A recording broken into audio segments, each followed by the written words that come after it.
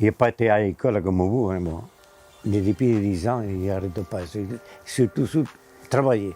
Il est venu ici en France, il est arrêté en France là, il connaît ma femme elle est française. On est mariés, il y avait 2 curés, une française et une espagnole. 2 curés.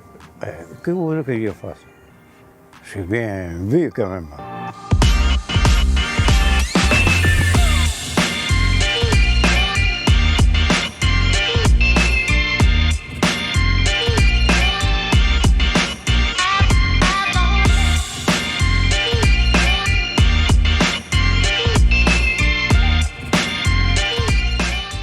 Alors, moi, quand j'étais rentré ici, il n'y avait que des arbres là, il y avait des bois pour tout là, il n'y avait rien.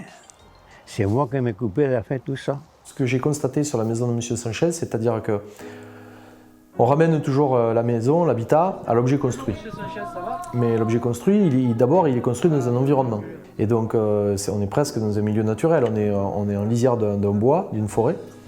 Et c'est ça la réflexion que ça m'a mené, c'est-à-dire que les objets construits qu'on considère être les maisons sur lesquelles moi je dois travailler en tant qu'architecte, en fait ces maisons, je ne peux pas les considérer si je n'envisage pas leur relation avec l'environnement.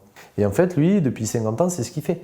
Il continue là, à travailler la terre, il plantait patates, des pommes de terre, tomates, de tout ça, et voilà, il fait l'ensalade et tout ça.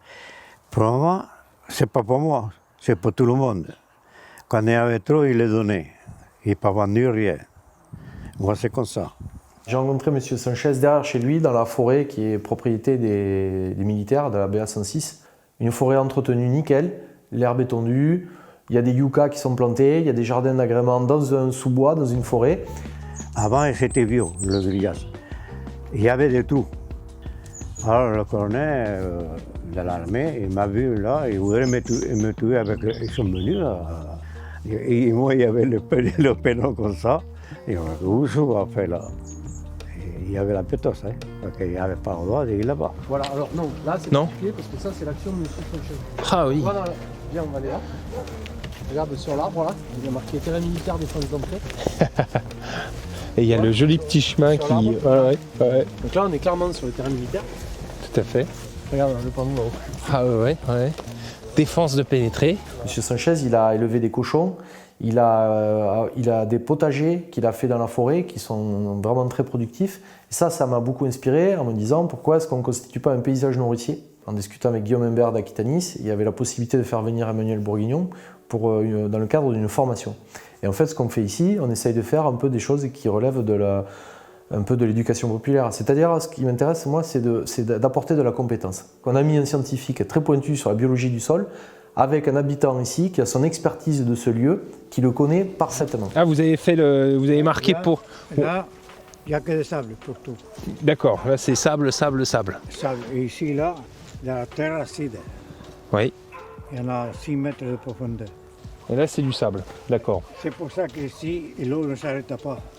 Ah oui, parce que c'est que du sable, il n'y a pas l'argile. Voilà.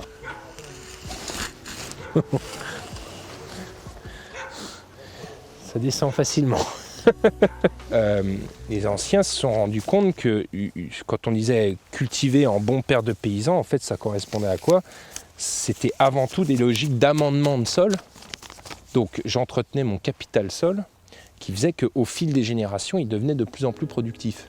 Les connaissances en agronomie, le développement des engrais, tout ça, a fait qu'on a basculé en termes de paradigme de j'amende mon sol, j'entretiens mon sol pour qu'il soit capable, que chaque année il soit meilleur, à je vais brûler ce capital pour que par contre ça produise plus. Aujourd'hui, on voit les limites de ce système intensif et on se rend compte que avec les connaissances modernes, que cette agriculture dite paysanne, il y a énormément de solutions qui résident dans ces approches-là. Ah ben voilà, les coquilles d'huîtres. Ben ça voilà. Ça c'est des huîtres. C'est de l'huître. Ouais. Quand on parlait d'amendement, et il disait ah non moi je n'ai rien fait, je mets juste la terre. Ben là voilà, ça c'est l'amendement avec le carbonate de calcium. Quand on fait une étude de sol dans la forêt derrière, Emmanuel fait un trou avec sa pelle, il étudie le sol, il fait des prélèvements pour son labo, il fait son boulot de scientifique. Et puis M. Sanchez arrive et dit non, attendez, on ne fait pas un trou pour rien. Parfait. Ah, ben non, mais vous avez raison. Voilà, le figuier, il va... Voilà. Et il met un figuier dans le trou. Et finalement, tous les deux, ils se retrouvent à planter un arbre. C'était un moment assez magique. C'est la rencontre, elle se fait là, tu vois. Et donc, ça produit la plantation d'un figuier qui donne des figues. Et c'est un symbole pour moi. Mais j'aimerais que tout soit comme ça dans le projet. Tu vois, que la compétence et l'expertise de l'habitant se rencontrent et que ça produise quelque chose. Mais je ne pourrais pas faire mon métier si je ne rencontrais pas des gens comme ça. Ils n'ont pas forcément la connaissance technique, académique et tout ça, mais par contre, ils ont des pratiques qui sont ultra respectueuses de l'environnement, pleines de bon sens et qui leur permettent de produire. C'est pour ça que moi, c'est mon métier et je suis content hein, en plus. Je suis heureux. C'est ça. Je suis heureux parce que je suis là. J'ai commencé à travailler de petit. J'arrêterai de travailler à la mort. C'est tout.